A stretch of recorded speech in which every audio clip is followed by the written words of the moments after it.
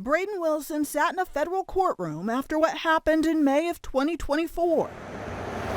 That's when King County Sheriff's deputies rushed to a motorhome at Olallie State Park for a case that quickly escalated. It definitely had some twists and turns. It started out as a general response that we actually do see quite often, shots fired. Wilson, hurt in a shooting, was taken to the hospital, and on scene, deputies went to work. And as they're trying to investigate it, they realize there's cameras on the motorhome. They want to look at the cameras, and they're being denied access. After getting search warrants, they went in and found firearms and fentanyl. There was a machine gun, homemade explosive devices, and a drug lab. It's extremely dangerous.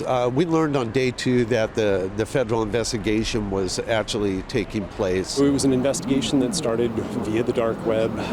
Federal investigators were purchasing controlled substances, and through this online purchasing, there was an identified suspect. They began looking into that suspect, Wilson, back in January of 2024 and discovered he distributed controlled substances more than 2,000 times on the dark web.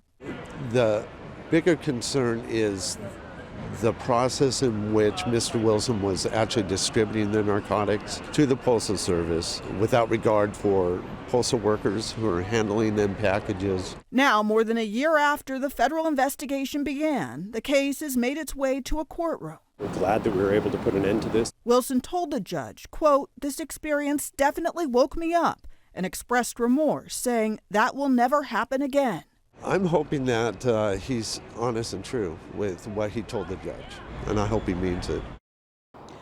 Investigators say that Wilson took in more than $287,000 in cryptocurrency with his illegal activity. Greg? Natalie, we saw a lot of drugs there, a lot of firearms, a lot of explosives. Do authorities think that he was working alone?